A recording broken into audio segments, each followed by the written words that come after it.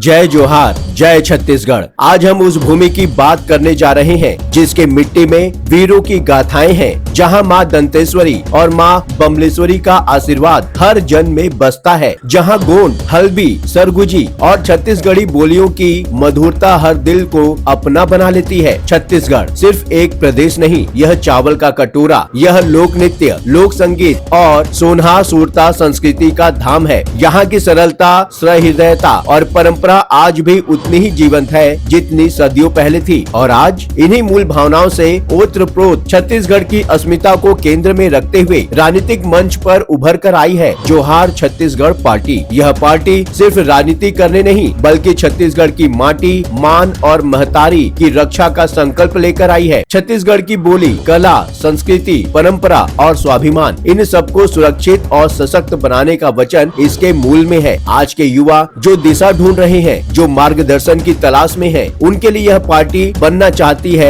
एक सही रास्ता दिखाने वाली रोशनी। और जो पीड़ित है, शोषित है, उपेक्षित है, उनके लिए यह बनना चाहती है एक मजबूत सहारा, एक ऐसी आवाज जो शासन और समाज दोनों में सुनी जाए। आइए सुनते हैं। नमस्कार, मैं हूं सुशील पांडे और आप देख रहे हैं 7 टीवी भारत। छत्तीसगढ़ की राजनीति में इन दिनों एक नई आवाज उभर रही है, जोहार छत्तीसगढ़ पार्टी। क्या यह पार्टी सिर्फ एक नया विकल्प है या छत्तीसगढ़ की राजनीति में सचमुच नया अध्याय लिख सकती है? या क्या है, करना क्या चाहती है और जनता का भरोसा कैसे जीतेगी? इन सब पर आज हम बात करेंगे। हमारे साथ है पार्टी के सह सचिव श्री अरुण गंधर्व जी। बहुत बहुत स्वागत है आपका अरुण जी। बहुत बहुत धन्यवाद। जोहार छत्तीसगढ़। जय जोहार। अरुण जी, सबसे पहले मैं आपसे ये जानना चाहूंगा कि जोहार छत्तीसगढ़ पार्टी की मूल विचारधारा क्या है? बहुत अच्छा प्रश्न पूछा आपने। जोहार छत्तीसगढ़ पार्टी की मूल विचारधारा, जिससे आज पूरा छत्तीसगढ़ समाज त्रस्त है। लगभग 25 वर्ष हो चुके हैं। इस वर्ष हमने छत्तीसगढ़ का रजत जयंती वर्ष मनाया और रजत जयंती वर्ष मनाने के बाद भी छत्तीसगढ़ के जो मूल स्थानीय निवासी है आज भी बेरोजगारी को इस पीड़ा से त्रस्त है। उनके पास रोजगार नहीं है, कहीं ना कहीं दूसरे राज्य जाने को मजबूर हो जाते हैं। आज हमारे राज्य में सब चीज है, उसके बावजूद भी बाहर के लोगों को जो है हमारे छत्तीसगढ़ के लोगों को बाहर जाना पड़ता है। तो जोहार छत्तीसगढ़ पार्टी का मूल उद्देश्य यही है कि हमारे जो स्थानीय बेरोजगार बच्चे हैं उनको यहाँ छत्तीसगढ़ में रोजगार मिले, पर्याप्त रोजगार मिले। और हमारे जो किसान भाई हैं जो आज कहीं ना कहीं शासन के भरोसे बैठे हैं कि अपना जो धान है वो बेचेंगे, तब अपने घर का कर्म, जैसे अपने बेटियों बेटों की शादी और ये बहुत सारी चीजें हैं, वो कर पाएंगे। तो इन सब चीजों से मुक्ति, मतलब यहाँ के स्थानीय लोगों को इस मिट्टी का मालिक बनाना जोहार छत्तीसगढ़ पार्टी का मूल उद्देश्य है। ओके, तो आप किस परिवर्तन को लेकर राजनीति में आए हैं सर? जी सर, मैं आपसे ये पूछ रहा हूँ कि जैसे कि आपने अपना उद्देश्य बताया, मूल विचारधारा बताई, तो आपको क्या लगता है कि इस परिवर्तन को लेकर राजनीति में आना आपका सही फैसला है? निश्चित तौर पे ये बहुत कठिन फैसला था, क्योंकि जिस लड़ाई को हम लड़ रहे हैं और जिस उद्देश्य को लेकर आज हम धरातल पर आए हैं, उस उद्देश्य को मिटाने के लिए पहले से राजनीतिक पार्टियां बैठी हुई। जैसे आप देख लीजिए कि हमारे क्षेत्र में, हमारे राज्य में योग्यता की कमी नहीं, लेकिन उस योग्यता को कहीं ना कहीं दबाया जाता है, कुचला जाता है। सक्षम व्यक्ति होने के बाद भी आज हमारे क्षेत्र के लोगों को न रोजगार में स्थान है, न व्यापार में स्थान है, न राजनीति में स्थान है, या यूं कहें कि छत्तीसगढ़ का मालिक होते हुए भी आज हमारा स्थानीय व्यक्ति यहाँ नौकर के समान है, तो ये अतिशयोक्ति नहीं होगी। आज हमारे राज्य के लोग दर दर भटकने को मजबूर है। कई प्रकार के लोक लुभावने वादे में लोग फंसे हुए हैं। तो ये जो लड़ाई है हमारी, निश्चित तौर पे कठिन तो है, लेकिन हमें यकीन है कि इस लड़ाई में कहीं ना कहीं हम अब सफल हो रहे हैं।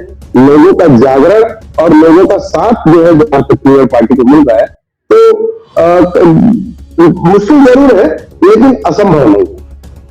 ओके सर, इसी पर एक सवाल उठता है कि जब राज्य में पहले से ही कई पार्टियां मौजूद थी, तो आपको क्यों लगा कि एक नई क्षेत्रीय पार्टी की आवश्यकता है? आप पुरानी पार्टियों के साथ भी तो जा सकते थे सर। पुरानी पार्टियों को मैं स्वयं भारतीय जनता पार्टी में रहा। अच्छा। वहां पर जी भारतीय जनता पार्टी में रहा, राष्ट्रीय स्वयं सेवक संघ का कैडर रहा, द्वितीय वर्ष शिक्षित हूं मैं। वहां पर एक चीज देखने को आई कि राजनीति में स्थानीय लोगों का स्थान सिर्फ मंडल स्तर तक और हद से हद जिला स्तर तक के। यदि कोई दबंग या प्रतिष्ठित व्यक्ति है तो ही यहाँ के स्थानीय व्यक्ति को जो प्रतिष्ठित है उनको राजनीति में कहीं सांसद या विधायक चुन लिया जाता है, अन्यथा यहाँ के लोगों की राजनीति में एंट्री बैन है। यदि वो एंट्री करना भी चाहे तो उनको कई प्रकार के षड्यंत्रों से फंसाकर या उनको कई प्रकार की दुर्भावनावश बातों में लाकर उनको बैठा दिया जाता है। यदि मजबूरी में उनको टिकट दे दी तो अगले 5 साल बाद उनकी टिकट काट दी जाती है। इन चीजों को जोहार छत्तीसगढ़ पार्टी ने देखा और एक एनालिसिस किया कि हम अपने राज्य में अपनी ही राजनीति को तरस रहे हैं, ये नहीं होना चाहिए। ये राज्य हमारा है और हमारे राज्य में हमारे लोगों को मुखियाई करने का, सियानी करने का अवसर मिलना चाहिए। इसीलिए जोहार छत्तीसगढ़ पार्टी का निर्माण हुआ और निश्चित तौर पर हमने यह सुनिश्चित कर लिया कि चाहे आप किसी भी जात से हो, किसी भी धर्म से हो, जोहार छत्तीसगढ़ पार्टी को कोई फर्क नहीं पड़ता। सब स्वागत है, सब हमारे भाई है। इसलिए हम कहते हैं जात पात के करो विदाई, छत्तीसगढ़िया भाई भाई। तो आप कहीं से भी हो, किसी भी क्षेत्र से हो, किसी भी वर्ग से हो, आप हमारे लिए समान है। बस आपने एक राजनीतिक कुशलता होनी चाहिए, आपने एक वो विजन होना चाहिए कि यहाँ के स्थानीय की जो पीड़ा है उस पीड़ा को आप उस लेवल तक, उस भाव तक लेके जाए कि लोगों की वो पीड़ा हरने में आप सक्षम हो, तो आपका स्वागत है। तो ये भाव लेके हम चल रहे हैं। ओके, जब बात हो रही है छत्तीसगढ़ की, तो सबसे पहले हम ये समझना चाहेंगे आपसे कि आपकी पार्टी किन मुख्य मुद्दों को छत्तीसगढ़ की प्राथमिकता मानती है? निश्चित तौर पे यदि हम कहें कि प्राथमिकता के तौर पे यदि हमने रोजगार, शिक्षा, क्योंकि आज शिक्षा की जो स्थिति है, आपको मैं छत्तीसगढ़ की बात बताऊं, यहाँ जो भावी पीढ़ी है उनकी शिक्षा को खत्म किया जा रहा है। 8वीं तक बच्चों को फ्री में पास कर दिया जा रहा है। अब आप ये बताइए कि जो बच्चा 8वीं तक फ्री में पास हो, जिसको पढ़ाई करने की आवश्यकता ना हो, वो पढ़ाई का महत्व कैसे समझेगा? जहां तक वो यदि 9वीं में जाता है, 9वीं क्लास में, तो वो अपने पिताजी का, माँ का नाम नहीं लिख सकता। तो सर ये पूरे ये जो षड्यंत्र चल रहा है, मैं ये बोलना चाह रहा था कि ये सारी जो व्यवस्था है शिक्षा की 8वीं तक, तो क्या सिर्फ छत्तीसगढ़ में है, ऑल ओवर इंडिया में नहीं है? नहीं, कुछ जगहों पे है और कुछ जगहों पे नहीं है, लेकिन हम बात कर रहे हैं छत्तीसगढ़ की, क्योंकि इन विषयों को लेकर लड़ाई है। हमारा ये कहना है कि हमारा जो घर है मजबूत कैसे होगा? जब हमारी नींव मजबूत नहीं है, हमारा नींव खोखला है, तो क्या हमारे बच्चे डॉक्टर इंजीनियर बन पाएंगे? क्या हमारे बच्चे जज बन पाएंगे? हमारा ये कहना है कि हमारे बच्चे छत्तीसगढ़ का नीति निर्धारक बने। हमको नीति निर्धारक के लिए किसी अन्य राज्य से या किसी अन्य देश से व्यक्ति लाने की आवश्यकता ना पड़े। हमारा बच्चा इतना सक्षम हो कि वो अपने घर की सियानी, अपने घर की मुखियाई स्वयं करे और अपने आने वाली पीढ़ी का एक नीति में जो संचालन, उनके भविष्य का संचालन वो स्वयं करे।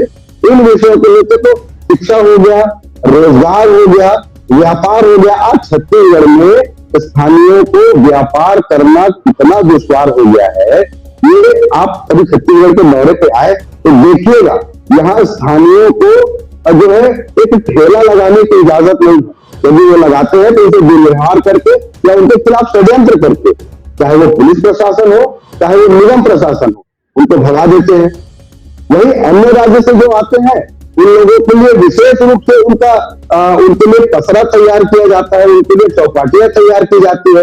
तो व्यापार में भी हमारे लोगों का स्थान सुनिश्चित हो, उसके साथ राजनीति में भी 100% राजनीति हमारे स्थानीय लोगों को मिले, इन विषयों को लेकर ये प्रमुख विषय है जो हमारी प्रमुखता में है।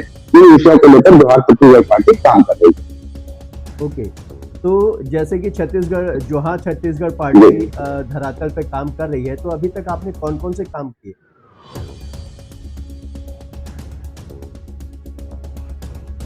मैं आपको बता दूं सुशील जी कि जोहार छत्तीसगढ़ पार्टी के लगभग बने 1 साल हुआ। ओके। पिछले विधानसभा चुनाव के से 18 दिन पहले जोहार छत्तीसगढ़ पार्टी का निर्माण हुआ और जोहार छत्तीसगढ़ पार्टी के बैनर तले जो काम चल रहा है वो तो चल ही रहा है, लेकिन विगत 12 वर्षों से हमारी जो मूल संगठन है जिसका नाम है छत्तीसगढ़िया क्रांति सेना, ये जो है उससे हम जुड़ के पिछले 12 वर्षों से छत्तीसगढ़ की जनता की आवाज बनते। जैसे पहले क्या होता था, कई फैक्ट्रियों में घटनाएं होती थी, वहां मजदूर जो है किसी हादसे का शिकार हो जाते थे, उनकी मृत्यु हो जाती थी, तो वो फैक्ट्री वाले अपना रसूख बता के परिवार वाले को 50,000 1 लाख रुपए देकर चलता कर देते थे। लेकिन जब से छत्तीसगढ़िया क्रांति सेना और जोहार छत्तीसगढ़ पार्टी धरातल पे उतरी, तब से लगातार बिना किसी पहचान के, चाहे वो हमारे पहचान का हो या ना हो, लेकिन वो हमारा स्थानीय भाई है, वो हमारा स्थानीय बेटा है, इसीलिए उसके परिवार की पीड़ा और संवेदना के साथ जोहार छत्तीसगढ़ पार्टी और छत्तीसगढ़िया क्रांति सेना खड़ी हुई, लड़ाई लड़ा और जो पहले 1,50,000 रुपए में बात सेटलमेंट कर देते थे, और ये सिर्फ वहां के उद्योगपति नहीं करते थे, वहां के जो स्थानीय नेता होते थे भाजपा कांग्रेस के मिलकर एक वहां पर डेलीगेशन बनाते थे कि हम सेटिंग करवाएंगे, 1,50,000 दे देना, उसके बाद बाकी हम लोग मामला संभाल लेंगे। अच्छा। जोहार छत्तीसगढ़ पार्टी के आने के बाद ये मामला खत्म हो गया। जो 1,50,000 रुपए वाली बात आती थी, जोहार छत्तीसगढ़ पार्टी आने के बाद 40-45 लाख रुपया तक के हमने एक एक परिवार को दिलवाया है मुआवजे के। आज यदि कहीं भी घटना हो जाए, आज यदि पूरे छत्तीसगढ़ में कहीं पर भी ऐसी घटना हो जाए, चाहे वो रोड एक्सीडेंट हो, चाहे वो उद्योगों में एक्सीडेंट हो, लोग यदि सबसे पहले याद करते हैं तो जोहार छत्तीसगढ़ पार्टी और छत्तीसगढ़िया क्रांति सेना को, यार वो संगठन है जो वास्तविक में हम लोगों को न्याय दिलवाती है और वो मुआवजा है। लेकिन ये क्या होता है, कोई यदि चला गया हादसे में, उसको वापस ला पाना या उसकी भरपाई कर पाना बिल्कुल संभव नहीं। लेकिन उस परिवार को उचित मुआवजा मिले ताकि वो परिवार जो है आने वाले समय में दर की ठोकरें खाने को मजबूर ना हो। इसका काम और इसकी लड़ाई जोहार छत्तीसगढ़ पार्टी बखूबी कर रही है। इसलिए अभी बेमेतरा में एक बारूद फैक्ट्री है, तो बारूद फैक्ट्री में 7 लोग एक धमाके में उड़ गए, शायद ये राष्ट्रीय मीडिया में नहीं आया।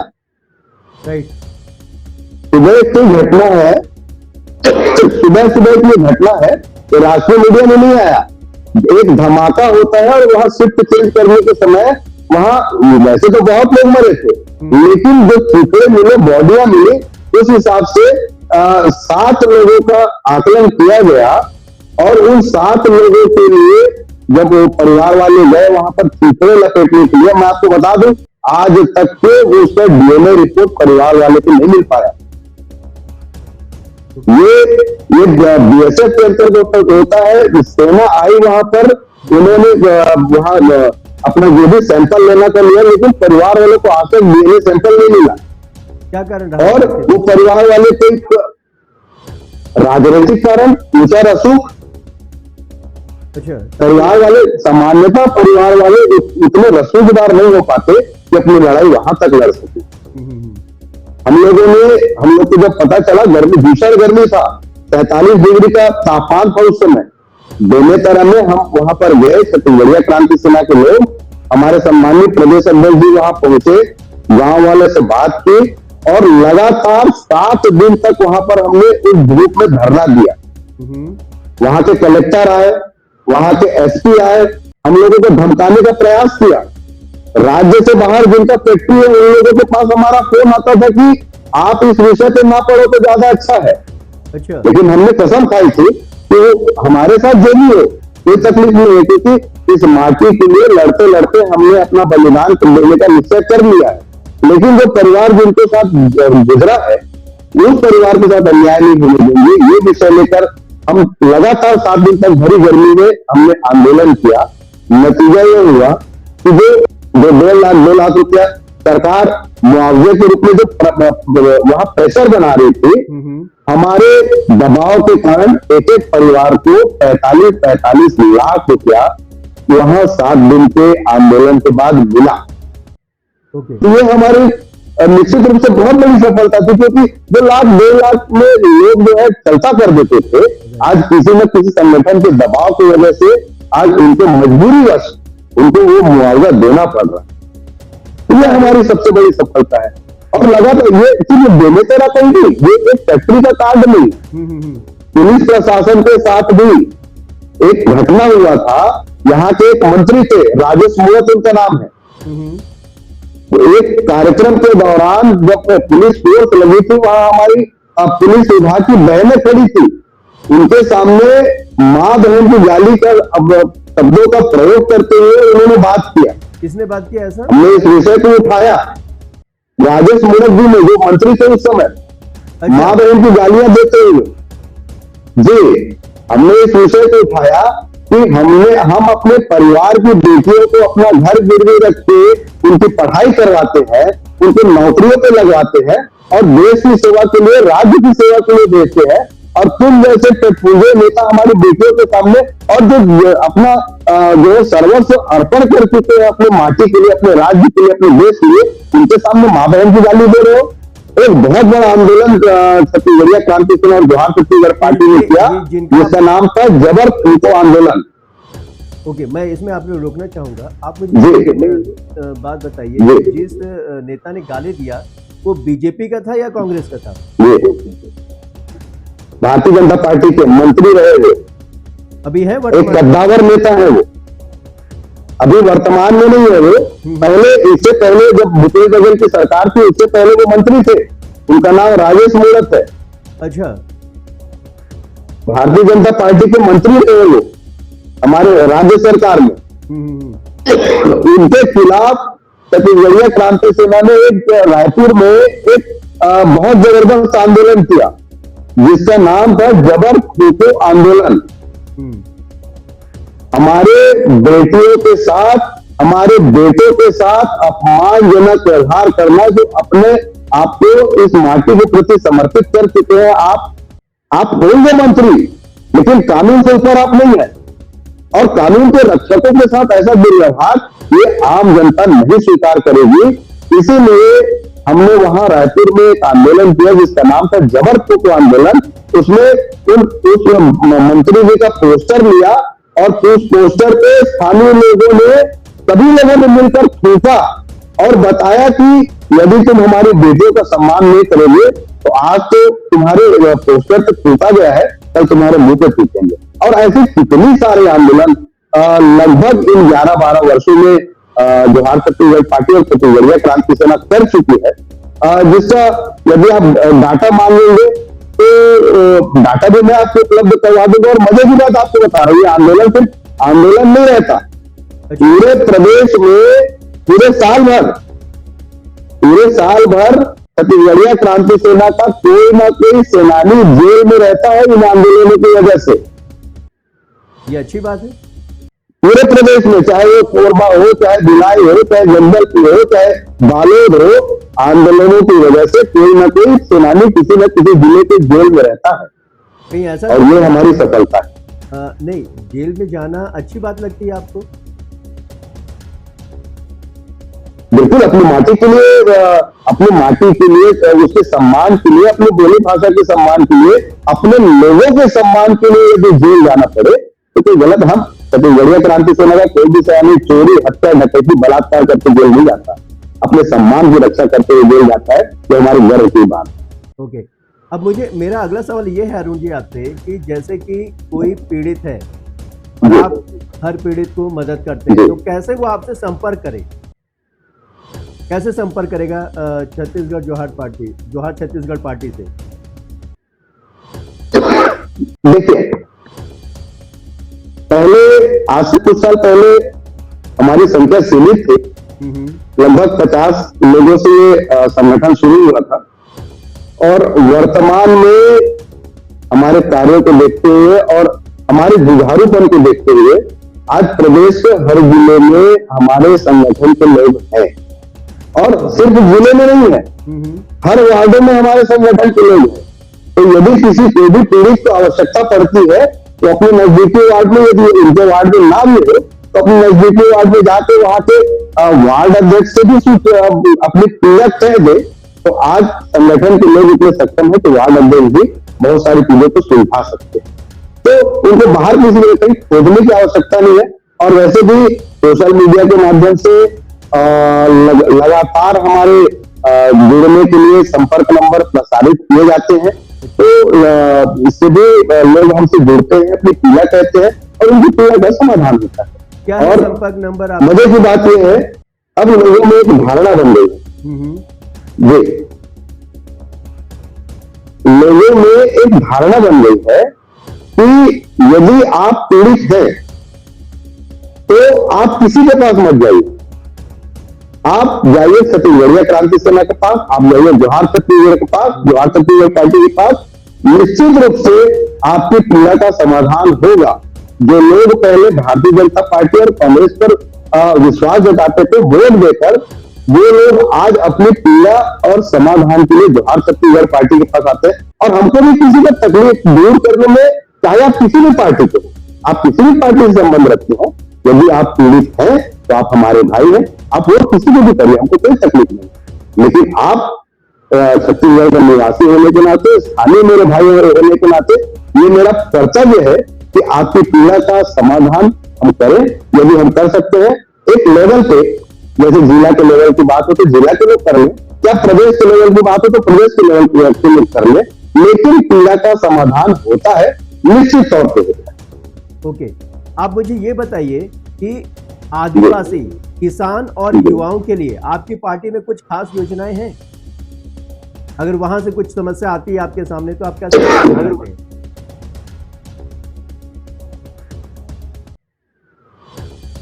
लगभग आपने जो 3 वर्ग का नाम लिया, आदिवासी, किसान और युवा, छत्तीसगढ़ में सबसे ज्यादा यही पीड़ित। अच्छा, कैसे आपको बता देता, आदिवासी समाज मूलतः प्रकृति प्रेमी होता है और प्रकृति के गोद में प्रकृति का संरक्षण करते हुए जंगलों में निवास करता है। उनकी जरूरतें बहुत कम होती है, उनको बहुत ज्यादा तामझाम की आवश्यकता नहीं होती। लेकिन अब हो रहा ये है कि अभी केंद्रीय मंत्री अमित शाह जी ने एक डेडलाइन दिया कि नक्सलवाद का सफाया करेंगे। बहुत अच्छी बात है, हमने स्वागत किया कि जो नक्सलवाद का आतंक है, जिसकी वजह से वहां के आम जनजीवन, और सिर्फ वहां के लिए नक्सलवाद छत्तीसगढ़ के कहीं ना कहीं कुख्यात के रूप में पहचान बन गई थी कि यदि छत्तीसगढ़ का नाम आता है तो नक्सली के रूप में नाम जाना जाता था। तो नक्सलवाद समाप्त होना चाहिए, लेकिन इसके पीछे की मंशा अब लोगों को समझ में आ रही है कि आप एक तरफ नक्सलवाद को समाप्त कर रहे हैं, लेकिन उस नक्सलवाद को समाप्त करने के साथ साथ आप यहां पर कॉर्पोरेटर को लाने की तैयारी कर रहे हैं। आप अडानी, अंबानी, आप यहाँ के पहाड़ों को देख लीजिए, हसदेव कट गया। मध्य भारत का फेफड़ा कहा जाने वाला हसदेव जंगल, जिसकी वजह से पूरा देश जो है मानसून यहाँ ठहरता है, आपने इस जंगल को कटवा दिया किसके लिए? सिर्फ कोयले के लिए। यहाँ पर कोरबा में पहले से कोयला खदान, रायगढ़ में पहले से कोयला खदान है, लेकिन राजस्थान को बिजली देना है, इसलिए आपको कोयला चाहिए, तो आपने भरा पूरा जंगल, जहां पर जो प्राकृतिक संसाधनों को और जैव विविधताओं से लैस है, कई प्रकार के दुर्लभ जीव यहाँ पर पाए जाते हैं जो शायद भारत में कहीं नहीं पाए जाते। आपने उन चीजों की हत्या कर दी और उस जंगल को काट दिया। बस्तर में आप चले जाइए, बस्तर क्षेत्र में आप नक्सलवाद का सफाया तो कर रहे हैं, लेकिन धीरे धीरे उन पहाड़ियों पर भी आपकी नजर पड़ रही है जहां पर कोयला, लोहा, सोना, चांदी ये भरे पड़े। तो आपकी दिशा क्या है? आप ठीक है, आप एक तरफ राष्ट्रभक्ति की बात करते हैं, लेकिन जिस राज्य में जो राज्य हमारे पूरे भारत देश और सिर्फ भारत देश से नहीं पूरे विश्व के एक आराध्य है भगवान श्री राम, ये राज्य उनका ननिहाल है और वनवास के समय में भी इस राज्य में प्रभु श्री रामचंद्र जी ने अपने अमूल्य समय बिताए थे। ऐसे उन पहाड़ियों को, उन तंदराओं को नष्ट करने का काम कौन कर रहा है? आज देख लीजिए यहाँ की पहाड़ियों को, जहां पर बहुत सारी चीजें हैं जो पूरे भारत में नहीं पाई जाती, उनको आज बॉक्साइट के लिए, आज उनको हीरे के लिए खोद देंगे आप निकाल। अभी नीलामी चल रही है, कई पहाड़ियों की नीलामी हो गई है। एक दला पहाड़ करके है बिलासपुर में, वो पहाड़ अपने अंदर में कई विरासत समेटे हुए हैं, लेकिन आप उनको आज कॉर्पोरेट के हाथ में दे दिए, आप उसको खोद रहे हैं। तो छत्तीसगढ़ का जो संसाधन है, आप उन संसाधनों पर आपकी नजर पड़ गई है। इन संसाधनों को बचाने का काम कौन करेगा? इन्हीं चीजों के लिए जोहार छत्तीसगढ़ पार्टी ने बीड़ा उठाया है और निश्चित तौर पे हमारी लड़ाई किसी राजनीतिक लोगों से नहीं है, हमारी सीधी लड़ाई अब कॉर्पोरेट लोगों से हो गई, ये हमको महसूस हो रहा है। क्योंकि धीरे धीरे अब जोहार छत्तीसगढ़ पार्टी को कहीं ना कहीं सनातन विरोधी बताना चालू कर दिए। अच्छा, जबकि हम तो अपने शीतला तालाब की रक्षा करते हैं, अपने ठाकुर देव तालाब की रक्षा करते हैं, अपनी बोली संस्कृति की रक्षा करते हैं। हमारे जो पुरातन जो हमारी पहचान है, जैसे धमतरी में ले लो, हमारी माता है दुलई माता, उस माता का नाम बदल के आपने विंध्यवासिनी रख दिया। तो यदि मेरी माँ का नाम दुलई है तो मुझे वो स्वीकार है ना, मैं अपनी माँ का नाम ऐश्वर्या राय तो नहीं रख सकता। सही बात है। लेकिन आप बाहर से आए हैं, आपको पसंद नहीं है तो आपने उसका नाम विंध्यवासिनी रख दिया।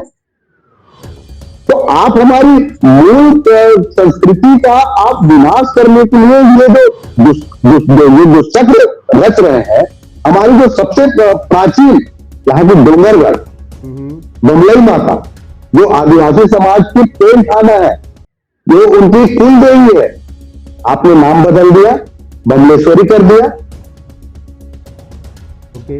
हमारे आदिवासी समाज के लोगों ने जब इस पे आपत्ति जताई, ये हमारी इष्ट देवी है, आंगा जो वहां पूजा करने के लिए गए, मिलने के लिए गए, वहां पर लोग ट्रस्ट बनाकर बैठ गए हैं। यदि मूल लोगों को वहां पूजा करने का अधिकार नहीं मिलेगा तो विद्रोह तो होगा, और इसी विद्रोह के चलते आज जोहार छत्तीसगढ़ पार्टी का उदय हुआ है। और निश्चित तौर पे ये कहीं ना कहीं सभी लोगों के आशीर्वाद से आज पार्टी बहुत अच्छे ढंग से, और सभी लोग अपना जुड़ाव अपने आप से महसूस करें। तो लग नहीं रहा है कि हम किसी राजनीतिक दल से जुड़ रहे हैं, उनको लग रहा है कि परिवार जो है हमारा कहीं दूर था, अब पास आया और हमको परिवार में रहने का अवसर मिल रहा है, अब उनको ऐसा लग रहा है।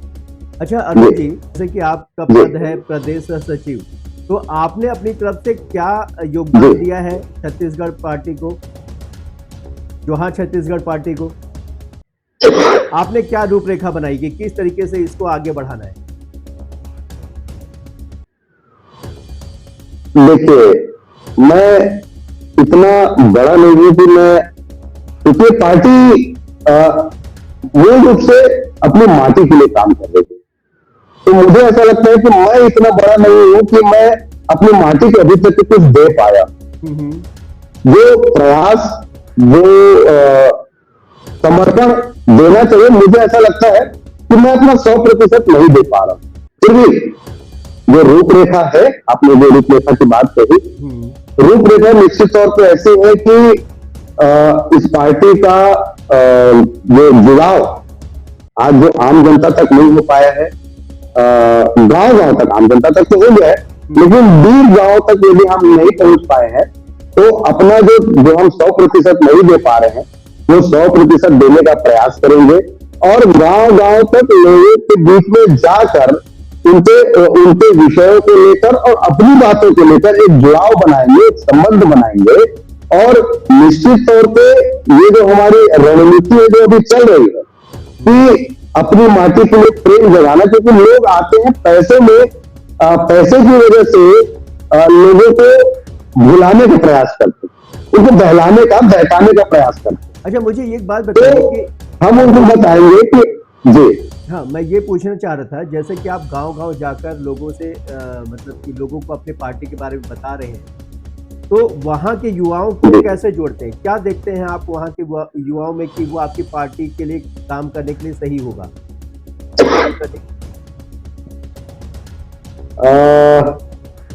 युवाओं में एक अलग जज्बा होता है और हम ऐसा कोई कैटेगराइज हम नहीं कर रहे हैं कि ऐसा होना चाहिए तो ही हम आपको अपनी पार्टी में लेंगे। हमारे पास ऐसी कोई वर्गीकरण नहीं है।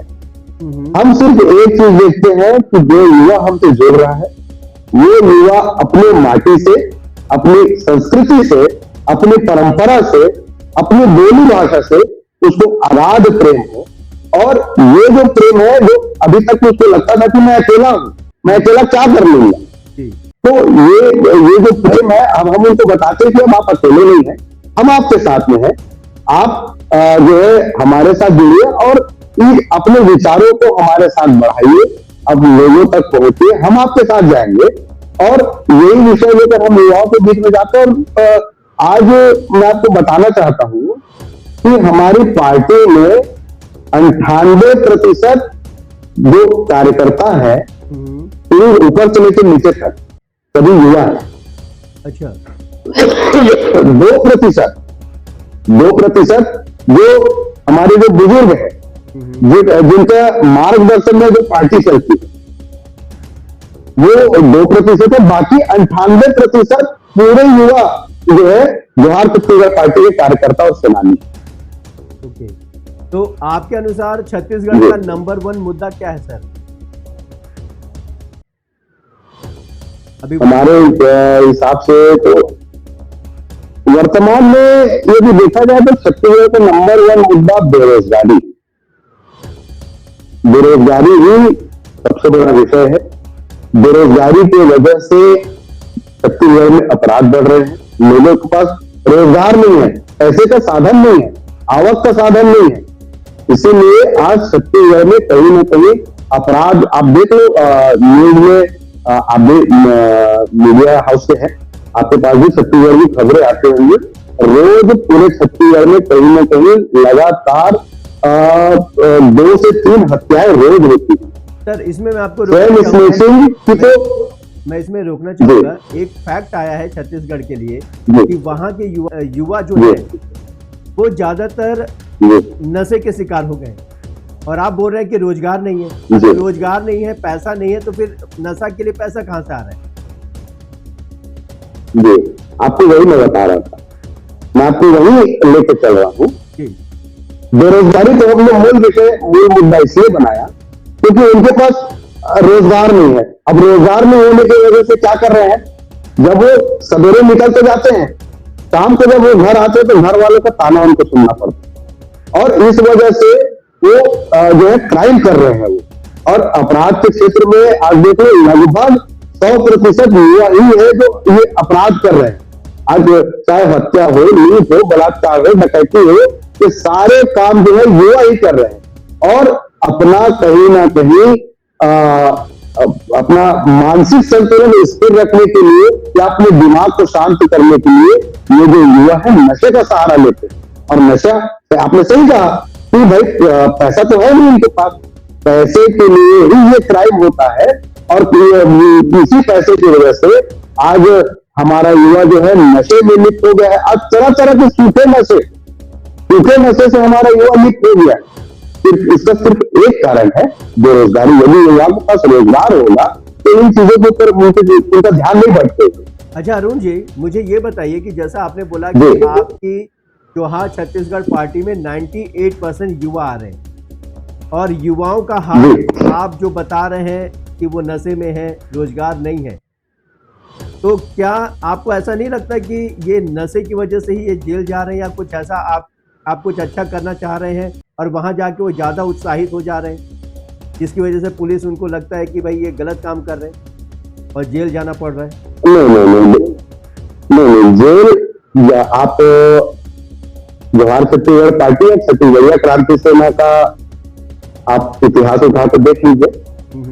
लगभग जितनी भी जेल यात्राएं हुई हैं, सभी यात्राएं किसी न किसी आंदोलन के रूप में हुई, चाहे वो कोरबा में आंदोलन हो।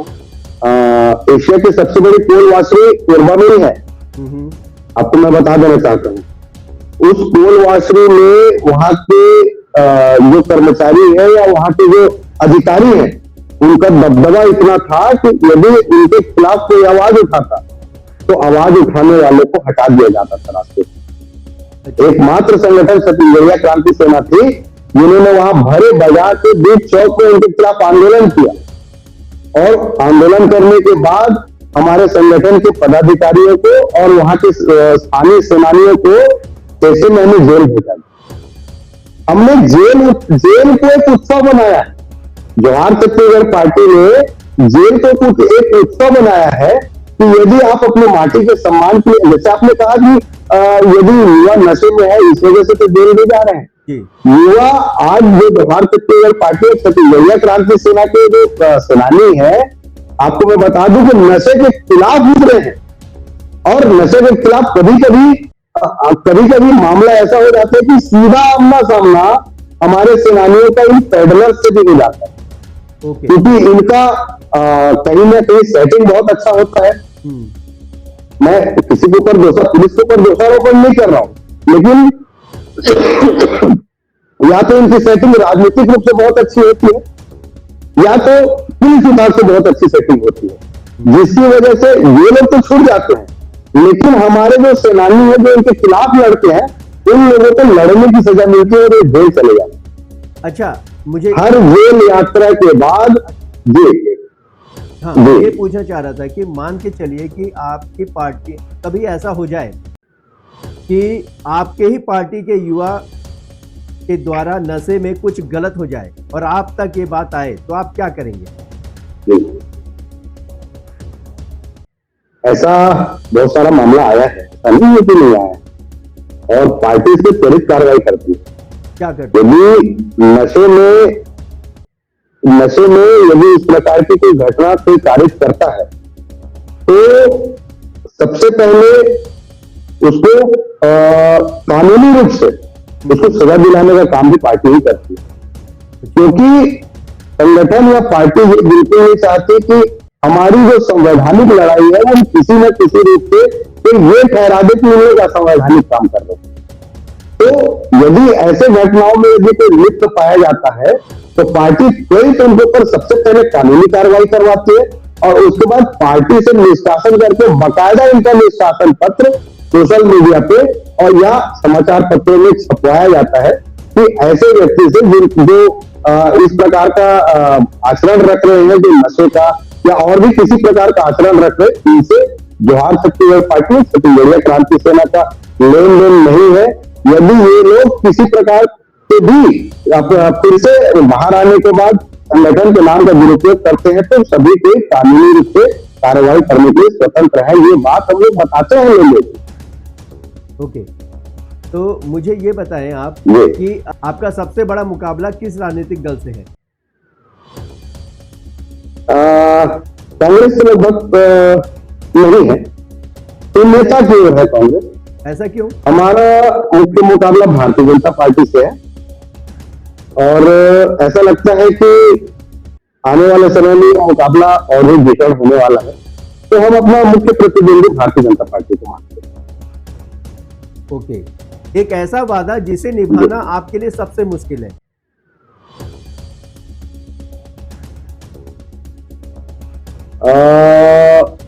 वादे तो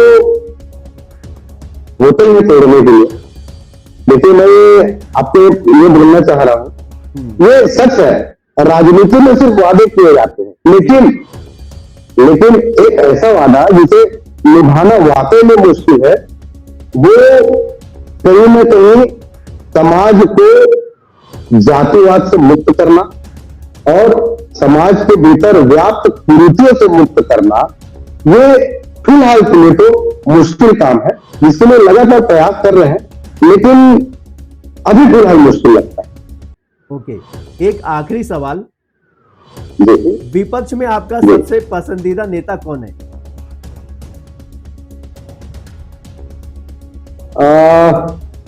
आप केंद्र की बात कर रहे हैं, राज्य की? सर, नेता बोला मैंने, विपक्ष का। नहीं, ठीक बात है। यदि हम राज्य की बात करें तो व्यक्तिगत रूप से मुझे, मतलब इसमें पार्टी का स्टैंड क्या होगा मैं नहीं जानता, लेकिन व्यक्तिगत रूप से मुझे विपक्ष में भूपेश बघेल जी बहुत अच्छे लगते हैं। उनका व्यक्तित्व, उनके बोलने की शैली, उनके भीतर जो एक ऑरा है, वो निश्चित तौर पर सभी को प्रभावित करता है और मुझे भी एक बोल्ड लीडर लगते हैं। तो विपक्ष के में भूपेश बघेल जी बहुत अच्छे लगता है। ओके, बीजेपी से कोई नहीं है? बीजेपी हमारे छत्तीसगढ़ में एक शब्द है मिथलबरा,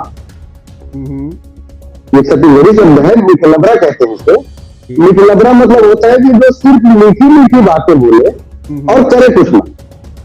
अच्छा, तो मुझे ऐसा लगता है कि बीजेपी में कोई नेता ऐसा नहीं है कि जो पसंद का हो या जो जिसको पसंद किया जा सके। ये सिर्फ मीठा मीठा बोलते हैं, करते कुछ नहीं है। तो इसलिए मैं बीजेपी को नहीं कहूंगा। हाँ, यदि पुराने नेताओं में बात करें तो मैं अटल बिहारी वाजपेयी जी का बहुत सम्मान करता हूँ, स्वर्गीय अटल बिहारी वाजपेयी जी का। उनके जैसा मुझे नहीं लगता कि कोई नेता होगा बेदाग स्वच्छ छवि, तो मैं उनका बहुत सम्मान करता हूँ, भारतीय जनता पार्टी। जी, ओके। अंत में आपसे एक सवाल मैं और पूछना चाहूंगा। आपकी पार्टी का नाम है जोहार छत्तीसगढ़ पार्टी। जोहार जो वर्ड है वो छत्तीसगढ़ के लोग जानते हैं, लेकिन छत्तीसगढ़ से बाहर के लोग जोहार नहीं जानते, ये क्या है? जोहार एक अभिवादन है। जैसे हम एक दूसरे से मिलते हैं तो कई क्षेत्रों में नमस्कार होता है अपने अपने राज्यों के हिसाब से। तो ये दो शब्दों से मिलकर बना है, जय और हर। जय मतलब सबकी जय है, जय मतलब हम जिससे मिल रहे हैं उसकी जय, और हर मतलब हर मतलब सभी के। तो जितने लोग हैं जो ये शब्द सुनते हैं वो सभी लोगों की जय हो, इसका अर्थ होता है जोहार। ओके, आपने काफी खूबसूरती से छत्तीसगढ़ में एक नई पार्टी जो आपकी पार्टी है जोहार छत्तीसगढ़ पार्टी, उसके बारे में बताया। छत्तीसगढ़ की राजनीति में जोहार छत्तीसगढ़ पार्टी एक नया प्रयोग है। यह प्रयोग कितना सफल होता है यह जनता तय करेगी, लेकिन लोकतंत्र में नया विकल्प, नई सोच और नई ऊर्जा का हमेशा स्वागत होता है। हम उम्मीद करते हैं कि आपकी पार्टी अपने वादों पर खरा उतरे और छत्तीसगढ़ के विकास में सकारात्मक योगदान दे। आप इस प्रोग्राम में आए, आपका बहुत बहुत धन्यवाद। बहुत बहुत धन्यवाद, और आपके दर्शकों को भी जोहार छत्तीसगढ़ पार्टी की तरफ से सभी लोगों को जोहार छत्तीसगढ़। जय जोहार। जय जोहार।